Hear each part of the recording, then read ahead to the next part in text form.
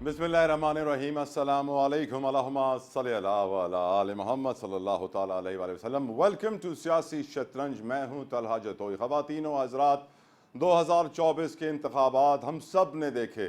12 करोड़ 85 लाख 90 हज़ार वोटर्स में से 48% लोगों ने वोट डाले, यानी तकरीबन 6 करोड़ के लगभग वोट डाले गए, जिसमें से इत्तलात ये आई हैं आज के 20 लाख बैलेट पेपर रिजेक्ट हो गए, यानी 20 लाख वोट रिजेक्ट हुए हैं। यकीनन वोटों की रिजेक्शन के ऊपर पहले भी हमने बहुत कुछ सुना था, देखा था। लोग ये शिकायत करते थे कि अगर बैलेट पेपर के ऊपर एक ठप्पा लगा हुआ हो और गिनती करते वक्त कोई उसके ऊपर दूसरा ठप्पा लगा दे तो वो वोट रिजेक्ट हो जाता था, क्योंकि उस बैलेट पेपर के ऊपर 2 ठप्पे लगे होते हैं। इसी तरह 20 लाख बैलेट पेपर का ज़ाया होना, इतनी बड़ी तादाद में वोटों को रिजेक्ट किया जाना।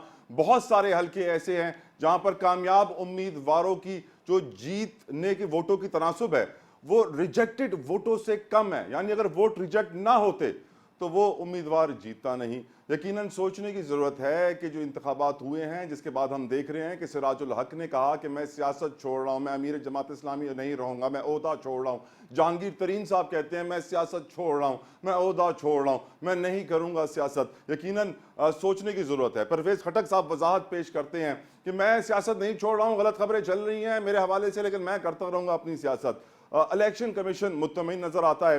एक तरफ इलेक्शन कमीशन का ये कहना है कि शिकायत पर फौरी फैसले किए जा रहे हैं, धांधली के इल्जामात मुस्तरद करते हैं। हाँ, इक्का दुक्का वाकयात जरूर हुए हैं, लेकिन फिर हम देखते हैं कि इलेक्शन कमीशन ने आरओज़ को हतमी रिजल्ट जारी करने से रोक दिया।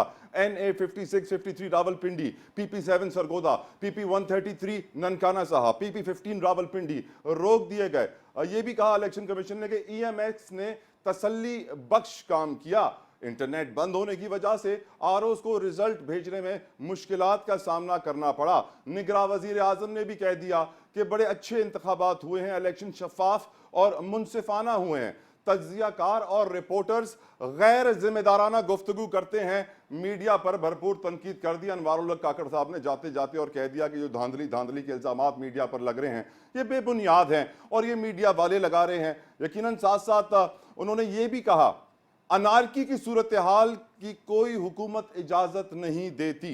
अनारकी यानी समझिए कि अगर सिविल अनरेस्ट क्रिएट हो जाए सोसाइटी में, जहां लोग सड़कों पर निकल आए और अपने खाने के लिए दूसरों से छीनना शुरू कर दें, जहां कानून खत्म हो जाए और बंदूक की गोली कानून का फैसला करना शुरू कर दे, उसे एनआरकी कहते हैं। और हमारे निगरां वजीर आजम अपने आखिरी दिनों में जाते जाते एनआरकी की बातें इसलिए कर रहे हैं। हम सब जानते हैं, यकीनन हमें सोचने की ज़रूरत है कि किस तरफ हम जा रहे हैं। यकीनन सियासत की बात करें तो हम ये भी जानते हैं कि जोड़ तोड़ उरूज पर है। बिलावल भुट्टो भी वजीर आजम बनना चाहते हैं, मियाँ नवाज शरीफ भी वजीर आजम बनना चाहते हैं।